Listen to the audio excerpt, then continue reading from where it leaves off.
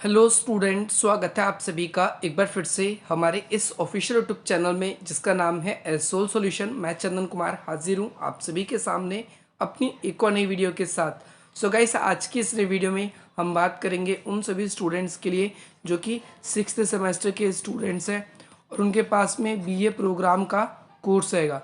तो आज की नई वीडियो उन सभी स्टूडेंट्स के लिए इम्पॉर्टेंट है और आज की इस नई वीडियो में हम बात करेंगे उन सभी स्टूडेंट्स के लिए जिनके पास 6 सेमेस्टर में स्किल एनहेंसमेंट के कोर्स के अंदर एजुकेशन का सब्जेक्ट है और वो एजुकेशन के सब्जेक्ट में औपचारिक बनाम अनौपचारिक शिक्षा को पढ़ रहे हैं। तो आज की नई वीडियो उन सभी के लिए इम्पॉर्टेंट है। सबसे पहले क्वेश्चन समझना है, औपचारिक शिक्षा और अनौपचारिक शिक्षा किसे कहते हैं, दोनों में डिफ्रेंशिएट करना है। और यहाँ पर बनाम शब्द इस्तेमाल हो जाए तो आपको ध्यान रखना है, या फिर वर्सेस भी लिखा हो जाए, VS भी लिखा आ जाए तो भी आप समझ जाएंगे इन दोनों का कंपैरिजन ही पूछा जा रहा है, इन दोनों की तुलना ही पूछी जा रही है। अगर आपको फिर भी क्वेश्चन समझ नहीं होता तो आप एक बार इसकी इंग्लिश जरूर पढ़ें, क्योंकि इंग्लिश में साफ और स्पष्ट शब्दों में लिखा होगा कि इसके अंदर आप सभी को इसका वर्सेस करना है, कंपैरिजन करना है। औपचारिक शिक्षा किसको कहते हैं, अनौपचारिक शिक्षा किसको कहते हैं।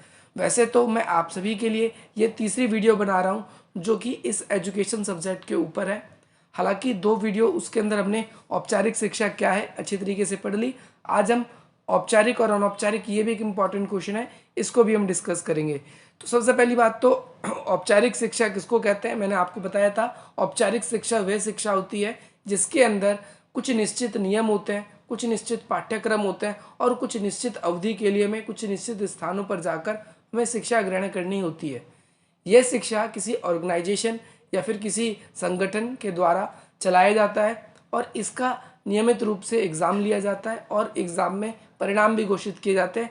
हम उसके अंदर उत्तीर्ण होते हैं, पास होते हैं या फेल होते हैं, ये हम लोगों की जो भी स्किल्स है उस पर डिपेंड करता है, हमने किस तरीके की परफॉर्मेंस दी है। तो ये औपचारिक शिक्षा में आता है, जैसे स्कूल, कॉलेजेस, महाविद्यालय, या फिर मैंने आपको ये भी बताया था कि ये हमारी 2 साल की अवधि से शुरू हो जाता है। और अनौपचारिक शिक्षा किसे कहते हैं, आज एक तो आप ये भी समझेंगे और साथ साथ दोनों में क्या अंतर है, दोनों को भी हम देख के चलेंगे। तो मैंने आप सभी के लिए औपचारिक, अनौपचारिक और गैर औपचारिक, ये 3 प्रकार की शिक्षाएं हैं। इसमें से 2 आज इस वीडियो में क्लियर हो जाएंगी पूरी तरीके से, और गैर औपचारिक जो है वो अगली वीडियो में हम देखेंगे। देखिए, औपचारिक शिक्षा वे शिक्षाएं होती है जो कि शिक्षा संस्थानों में ग्रहण की जाती है, और ठीक इससे विपरीत जो होती है अनौपचारिक शिक्षा वे शिक्षाएं होती है जो किसी शिक्षा संस्थान में नहीं, बल्कि ये माता पिताओं के द्वारा या फिर हम कह सकते हैं पारिवारिक वातावरण में दी जाने वाली जो शिक्षा होती है वो अनौपचारिक शिक्षा कहलाती है। ध्यान रखना है आपको, अनौपचारिक शिक्षा वे शिक्षा होती है, इसका वो अर्थ होता है जो कि हमारे माता पिता, भाई बहन, समाज या फिर जो हमारे परिवार के वातावरण से हमें ग्रहण होता है। ऐसी शिक्षा कौन सी शिक्षा कहलाती है, पारिवारिक शिक्षा, या फिर हम अनौपचारिक शिक्षा भी कह सकते हैं। बच्चे के जीवन में सबसे पहली पाठशाला उसका परिवार ही होता है, क्योंकि उस परिवार के अंदर जो भी सदस्य होते हैं वो उनके चाहे माता पिता हों, बड़े भाई बहन हों, दादा दादी हों, कैसे भी परिवार के सदस्य हों, उनकी छाप जो है वो बच्चे के मन मस्तिष्क पे पड़ती है और बच्चा जो होता है प्रत्यक्ष या अप्रत्यक्ष रूप से उनसे शिक्षा ग्रहण करता है। बच्चों को बुरी आदतों से अलग रखना और बच्चों में अच्छी आदतें ग्रहण करना, ये नैतिक शिक्षा विद्यालय से पहले हमें पारिवारिक जीवन में ही मिल जाती है। क्या क्या चीज़ें हमारे लिए अच्छी है, क्या क्या चीज़ें हमारे लिए बुरी है, किन किन चीज़ों का अनुसरण हमें करना चाहिए, किन किन चीज़ों का अनुसरण नहीं करना चाहिए, ये हमारी मॉरल एजुकेशन जो है ये हमें अपने परिवार से ही मिल जाता है। इस प्रकार के बच्चे में ज्ञान में वृद्धि होती है, यानी जो बच्चा अपनी पारिवारिक शिक्षा को अच्छी तरीके से ग्रहण करता है तो उसके ज्ञान में वृद्धि होती है, नैतिक पक्ष का भी विकास होता है, उसका मॉरलिटी भी आती है, यानी किस व्यक्ति से किस तरीके से किस व्यवहार के रूप में हमें बात करना चाहिए। इसके अलावा माता पिता की जो वाणी है वो उनके व्यवहार को भी क्या करती है, निरीक्षण करती है। निरीक्षण करने का मतलब है जांचना कि भाई माता पिता किस तरीके से उससे बातें करते हैं, ये भी उस बच्चे की शिक्षा के ऊपर असर डालता है।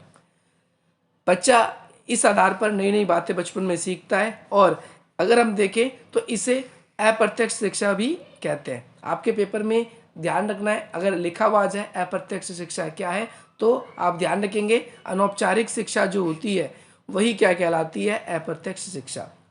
ये प्रत्यक्ष शिक्षा भी इसके अंतर्गत आती है, क्योंकि हम अपने माता पिता से बहुत कुछ सीखते हैं। पर इसके अलावा देखो, परिवार के अलावा स्टार्टिंग में मैंने आप लोगों के लिए क्लियर कर दिया, परिवार के अतिरिक्त जो भी हमारे आस पड़ोस के लोग होते हैं, खेलने के मैदान में या फिर हम किसी के घर जाते हैं, तो वहाँ पर भी हम क्या करते हैं, अनौपचारिक शिक्षा को ग्रहण करते हैं। यह भी हमारे एक अनौपचारिक शिक्षा का एक सोर्स होता है। बच्चों का कुछ समय अपने पड़ोसियों के साथ में गुजरता है, पड़ोस के बच्चों के साथ गुजरता है जब वो खेलते हैं, और वो अपने पड़ोस के बच्चों से या फिर पड़ोस के लोगों से प्रत्यक्ष या अप्रत्यक्ष रूप से बहुत कुछ सीखते हैं। और अगर हम देखें, अगर पड़ोसी अच्छे होते हैं तो पड़ोसी अगर अच्छे होते हैं हमारे, तो उसका असर कहीं ना कहीं बच्चों के ऊपर भी हमें दिखाई देता है। बच्चों पे भी अच्छी शिक्षा देखने को मिलती है। बच्चे हम ये भी देखते हैं कि बच्चा खेलता रहता है और अपने आस पड़ोस से वह कुछ चीज़ें, नैतिक गुण अर्जित करता है। वो जो नैतिक गुण अर्जित करता है वो उसकी अनौपचारिक शिक्षा के अंतर्गत ही आता है। लेकिन जब खेल खेल में कोई बुरा आदत सीखता है या कोई बुरी बात होती है, तो भाई बच्चे पे बुरी आदत भी उस पर पड़ती है। स्टूडेंट्स, अगर हम दूसरी ओर बात करें औपचारिक शिक्षा, औपचारिक मतलब वे शिक्षा जो कि हमें विश्वविद्यालय, विद्यालय, स्कूल, संस्था इनके द्वारा प्रदान की जाती है। विद्यालयों में, स्कूल्स में शिक्षकों के द्वारा हमें प्रदान की जाती है।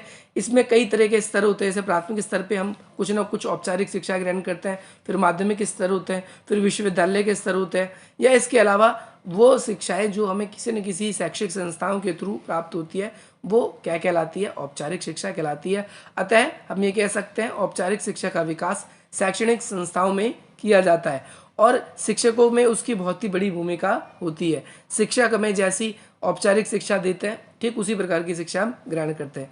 बालकों में व्याप्त, यानी जो भी बच्चे होते हैं उनमें जो भी शिक्षा के गुण, चाहे वो औपचारिक रूप से आए या अनौपचारिक रूप से, दोनों ही महत्वपूर्ण होते हैं और दोनों ही हमारी इंपॉर्टेंट रोल प्ले करता है हमारी लाइफ में, औपचारिक शिक्षा भी और अनौपचारिक शिक्षा भी। लेकिन बालकों में प्राथमिक, सार्वजनिक और अनौपचारिक शिक्षा का एक अधिक महत्वपूर्ण रोल बन जाता है। यानी स्टार्टिंग जो स्कूल से ही, क्योंकि अब स्कूल से पहले से ही अगर आप अपने परिवार के अंदर अच्छी तरीके से शिक्षा ग्रहण करते हैं, तो आपका बाहर स्कूल, विश्वविद्यालय, जो अन्य जगह है, वहाँ पर भी आपका बिहेवियर जो है वो अच्छा होता है। आप चीज़ों को सीखने के लिए, चीज़ों को समझने के लिए कितने इच्छुक हैं, ये यहीं से आप सभी को पता चलना शुरू हो जाता है। बच्चों का मन जो होता है वो मन मस्तिष्क कच्चा होता है। उनको जिस जिस तरह की चीज़ें उनको दिखाई जाती है, उसी तरीके की उनके मन में छाप पड़ती जाती है। अतः ऐसी परिस्थिति में बालकों को अनौपचारिक शिक्षा का गहरा प्रभाव बच्चों के ऊपर पड़ता है। बच्चे अपने परिवार के साथ में कुछ भी सीखते हैं, लंबे समय तक वो कायम रहता है, और वहीं विश्वविद्यालय में जो चीज़ हम सीखते हैं वो कायम नहीं रह सकता। जैसे फॉर एग्जाम्पल के तौर पे हम अपनी परंपराओं को कितनी आसानी से याद रखते हैं, क्योंकि हमें वो परिवार से मिलता है। लेकिन स्कूल की शिक्षा में हमने क्या पढ़ा, क्या गया, आप लोगों ने अब जो है 2 से लेकर 12 तक टेबल मोस्टली बच्चों को याद रहता है, लेकिन 20 तक टेबल अगर मैं कहूँ किसी को, तो हमने स्कूल में बहुत ज़्यादा रट्टा लगाया, पढ़ा भी है, लेकिन वो अब हमें पूरा याद नहीं रहता। तो हम देखते हैं औपचारिक शिक्षा कई बार हमारे दिमाग से निकल जाती है। उसका एक निश्चित उद्देश्य होता है। जब वो उद्देश्य पूरा हो जाता है तो हम उस शिक्षा को छोड़ भी देते हैं, चाहे वो डिग्री ग्रहण करने के लिए हो, कुछ सीखने के लिए हो। लेकिन अगर हम बात करें अनौपचारिक शिक्षा, तो हम अपने परिवार के आचरण से, समाज के आचरण से लगातार सीखते ही रहते हैं। बच्चे अपने परिवार में जो कुछ भी सीखता है वो लंबे समय तक कायम रहता है। इसीलिए कहा जाता है कि बच्चे के जो प्रथम गुरु होता है वो मनुष्य और उसके पिता और उसके परिवार के लोग ही होते हैं। अब हम बात करेंगे अपने आगे की स्लाइड से। ओके, तो नाउ यहाँ पर देखिए,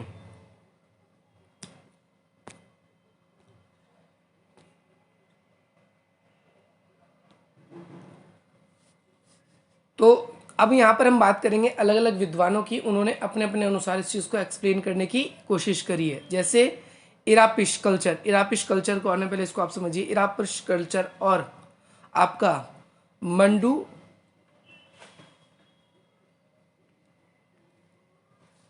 स्टूडेंट्स, अब हम कुछ आप सभी के राइटर्स के बारे में बात करेंगे। उन राइटर्स के थ्रू भी इसको एक्सप्लेन किया गया है, क्या है औपचारिक शिक्षा या क्या है अनौपचारिक शिक्षा, क्यों इंपॉर्टेंट है दोनों हमारे लिए। तो अलग अलग यहाँ पर राइटर है। जैसे इरापिश कल्चर, इनके अनुसार देखेंगे, बच्चों का तुलनात्मक अध्ययन किया जाए तो देखा जाएगा कि इरापिश कल्चर ने बच्चों के व्यक्तित्व को अच्छा शील गुण अधिक थे। इसीलिए उन्होंने वो व्याख्या करते हुए कहते हैं कि भाई दोनों संस्कृति दी जानी चाहिए, दोनों ही हमारे लिए इम्पॉर्टेंट है। और साथ ही साथ अनौपचारिक शिक्षा वो व्यक्ति के आचरण में या फिर व्यक्ति का व्यवहार में या व्यक्ति की व्यक्ति के आचरण में, व्यक्ति के व्यवहार में या फिर व्यक्ति के गुणों को विकास करने में अनौपचारिक शिक्षा का महत्वपूर्ण योगदान है। इसके अलावा अगर हम बात करें तो जैसे बॉडी है, बॉडी ने 1958 में उन्होंने अध्ययन किया था, एक रिसर्च करी थी, उसमें उन्होंने बताया कि व्यक्तित्व के विकास के लिए अनौपचारिक शिक्षा बहुत ही ज़्यादा इंपॉर्टेंट है। जैसा कि अभी सारे के सारे राइटर यही बात बोलेंगे। और अगर हम देखें, अध्ययन में पाया जाता है कि बच्चे को वैसी शिक्षा देनी चाहिए जैसा कि उसको संतुलन बनाने में, उसके परिवार को संतुलन बनाने में, आगे उसके जीवन को संतुलन बनाने में बहुत ही इंपॉर्टेंट रहे। परिवार में अनौपचारिक शिक्षा दोषपूर्ण हो जाती है। कई बार परिवार में अगर हम देखें तो हमारी अनौपचारिक शिक्षा भी दोषपूर्ण हो जाती है, और जिसका गलत असर हम पे भी पड़ता है और हमारे समाज पे भी पड़ता है।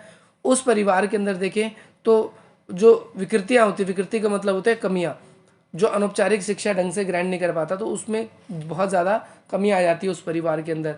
एक दूसरे की रिस्पेक्ट ना करना, एक दूसरे से अलग होना, ये सारी चीज़ें हमें देखने को मिलती है। इसके बाद में अगले हैं म्यूक। म्यूक ने 1988 में रिसर्च की, उनमें भी इन्होंने अनौपचारिक शिक्षा है उसके महत्व पर प्रकाश डाला। उन्होंने बताया कि अलग अलग संस्कृति में दी जाने वाली पारिवारिक शिक्षा की तुलना का अध्ययन उन्होंने किया था, और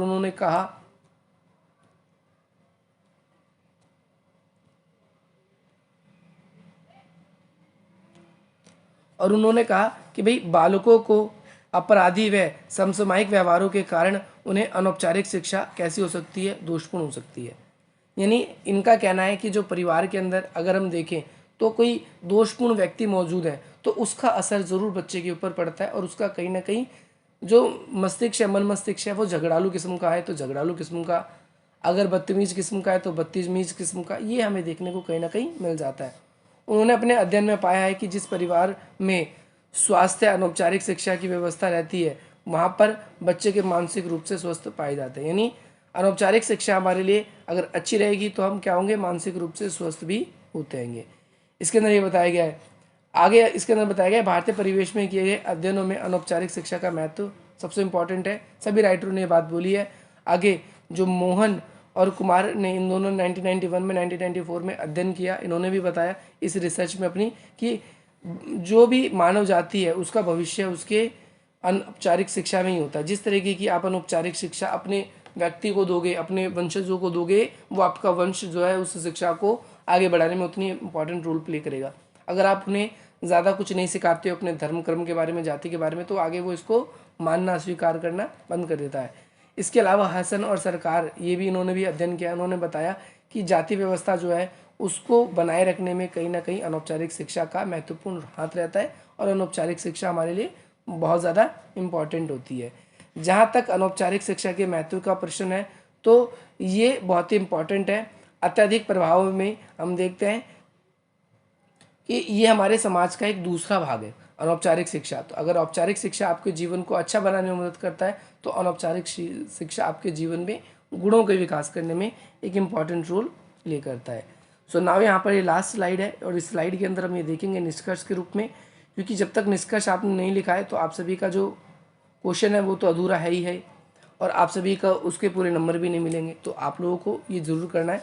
तो निष्कर्ष के रूप में जो श्रीनिवास जी हैं उनके अध्ययन को हम डाल सकते हैं, और कहा जा सकता है कि जो भी सांस्कृतिक या फिर आपके डी सांस्कृतिकजाइजेशन के निर्धारण करने में कि आपकी संस्कृति कैसी होगी, कैसी नहीं होगी, आपका व्यवहार कैसा होगा, कैसा नहीं होगा, इन सब को निर्धारण करने में औपचारिक शिक्षा का एक बहुत ही बड़ा हाथ होता है। ज्ञान अर्जन करने के लिए औपचारिक शिक्षा का बहुत इंपॉर्टेंट रोल है, और अनौपचारिक शिक्षा उसके बीच में तुलना या फिर संतुलन कायम करने का कार्य करता है। प्राथमिक स्तर से लेकर विश्वविद्यालय तक हम बहुत सारी चीज़ें सीखते हैं, ज्ञान अर्जित करते हैं, परंतु वो सिर्फ हमारे एक व्यवसाय के लिए होता है। लेकिन अगर एक अच्छा व्यक्ति बनाने के लिए, एक अच्छा इंसान बनने के लिए अनौपचारिक शिक्षा भी हमारे लिए उतना ही ज़्यादा इंपॉर्टेंट रोल प्ले करती है। तो नाउ यहाँ पर पिछली वीडियो में अपने औपचारिक शिक्षा, इस वीडियो में अपने औपचारिक और अनौपचारिक में अंतर, और अगली वीडियो जो होगी वो आप लोगों के लिए यही होने वाली है जिसमें हम गैर औपचारिक शिक्षा के बारे में बात करेंगे। ये गैर औपचारिक शिक्षा जो है ये बहुत ही इंपॉर्टेंट है, ये एग्जाम में पूछा जाता है।